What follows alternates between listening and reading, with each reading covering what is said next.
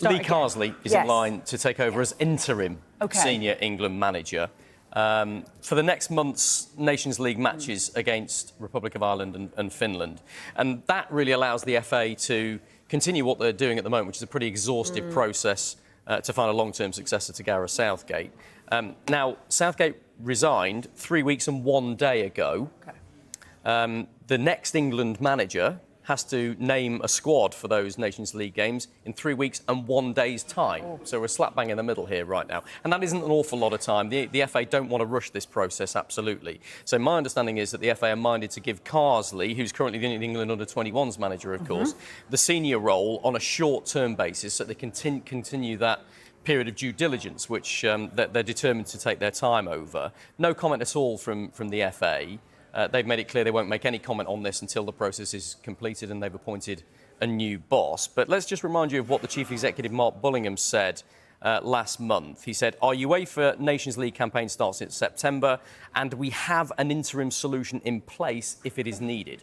Already in place. That was pretty clear indication that Lee Carsley was in line to step up on an interim basis if needs be.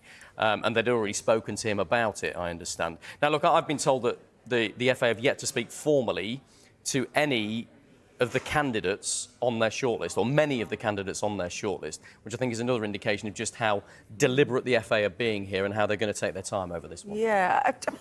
Does it mean maybe Carsley could be in position for the full-time job? Who are the others? And what if he does really well in interim and this goes on that little bit longer whilst they're interviewing others?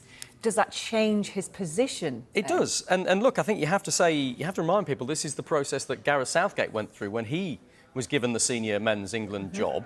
He was the England under-21s manager, was given the job on an interim basis for 4 games after Sam Allardyce was sacked, and then did well in those 4 games. The FA liked him, he liked it, and he was given a 4-year contract as a result. The same thing could happen with Lee Carsley. I think we have to point out it's not absolutely clear whether Carsley wants the job full-time right now, but if he is placed in that interim role, it's a perfect audition for him and for the FA, isn't it, to see how he gets on. The shortlist, though, is still what we talked about on the day after Gareth Southgate's resignation. Eddie Howe, Graham Potter, Mauricio Pochettino, Kieran McKenna. They're still on the list alongside Lee Carsley as a potential full-time England manager. And whilst the next England manager doesn't have to be English, that's been made very clear to us, it is thought that Bullingham would prefer a homegrown option. Now, is Lee Carsley homegrown? He was born in Birmingham, but he represented the Republic of Ireland 40 times as a player. He's been an FA employee for 4 years as well. He's taken charge of the England under-20s and the under-21s now. So he's in the system. He knows the setup. He knows the value of St George's Park.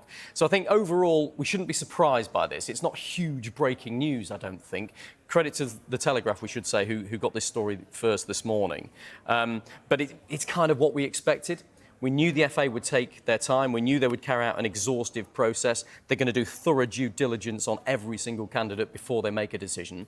And if they give Lee Carsley the job on an interim basis, however long that interim period it is, it buys them a bit of time, doesn't it, to spend more time focusing on who might get the job long term. But yeah, it could be a really big opportunity for Lee Carsley, you have to say. Yeah, absolutely.